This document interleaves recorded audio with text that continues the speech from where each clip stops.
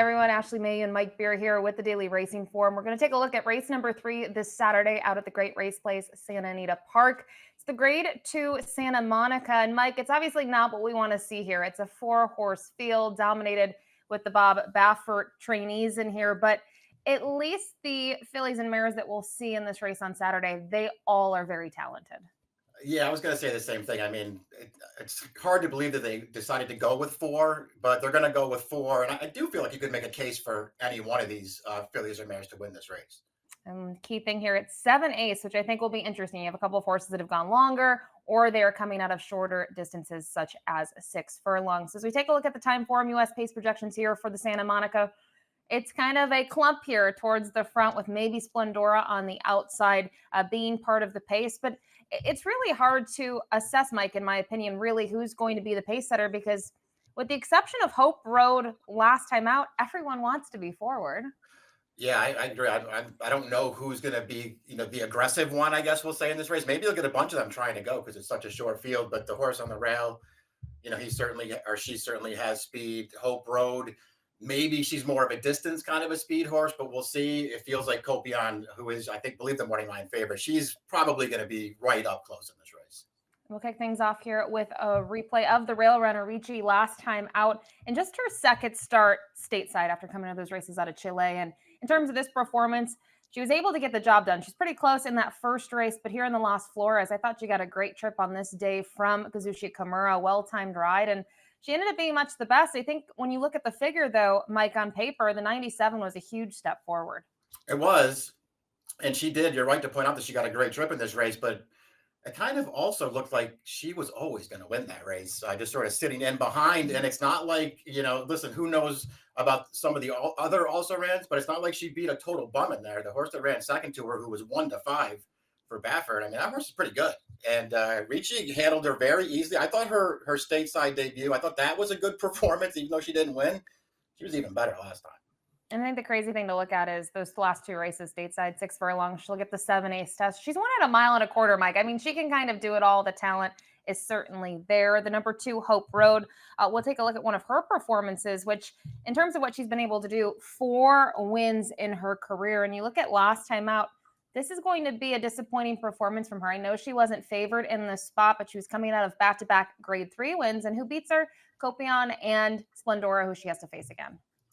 Yeah, true enough. I mean, I guess you could say she was a little disappointed in here. I thought she actually ran a decent race, dropping back out of a couple of routes here. It was a tougher race than she had been in previously. And it's not like she did no running at all in there, actually. I mean, they sort of took her back and sat wide the entire trip in that race. She made a run at Copion on the lead. She just couldn't get her and just got a little tired at the end of the race. I mean, it wasn't a great performance, but it wasn't a terrible one.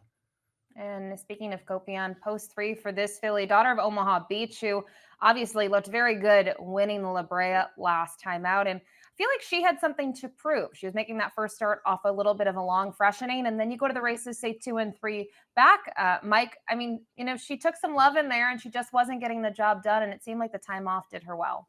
Yeah, kind of crazy that she went off at 37-1 in the La Brea, just based on her first 2 starts of her career were really good. And listen, she's just one of those fillies who didn't want to stretch out. I mean, they tried 2 routes with her in graded company. She just didn't run as well routing as she did sprinting. But I mean, the talent was pretty apparent in her first 2 starts. They totally dismissed her last time.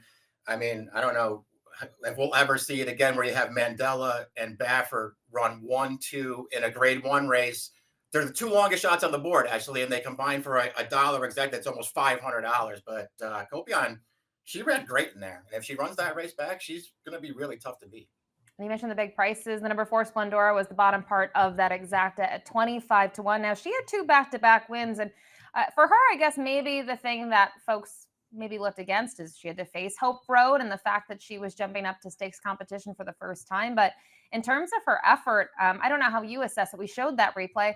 I thought she ran really well and was able to make up some ground and pass a couple of horses. Yeah, I mean, I guess they just sort of let her go in a big race because she hadn't run a particularly fast race, and it was her stakes debut last time. I thought she ran fine in there, too. There was a point on the turn. Overall, I thought she got a pretty good trip. But there was a point on the turn where it looked like she was overmatched by those horses, and she couldn't keep up with them. But she actually ran through the stretch there and was gaining ground. Nobody else was gaining on Copion late. This filly was. Now we saw in the time form US pace projections that she could be forward from the gate. That's what we saw 2 and 3 back. But I don't know your thoughts off the last out effort. I don't know if she needs to be on the lead. I mean, she at least can be within striking range. It's a compact field, right? Everyone should be close. But do you agree with that? That she could just sit right off of it? She could. I mean, it's all about how Dettori and Baffert have decided to play because she's clearly based on the wins 2 and 3 back. She's fast enough to be right up there with these horses. If they want her to be, they didn't want her to be in the La Brea. They did not ride her aggressively at all, but they could do that here. It's a very interesting race this Saturday at Santa Anita. We talked about the horsepower in terms of the quantity, maybe not there, but the quality certainly is. Top pick time for Mike and I. I'm curious to see who you went with. I mean, we have the same three horses, different order here. You go to the Rail Runner. Yeah, I think she's well spotted here. I really liked her win last time. She's probably not going to be the favorite. And listen, as much as I like Copion, and I do think she might be, the horse going forward who could have a really, really big campaign this year. She was 37-1 last time. I'm not going to bet her back in this spot.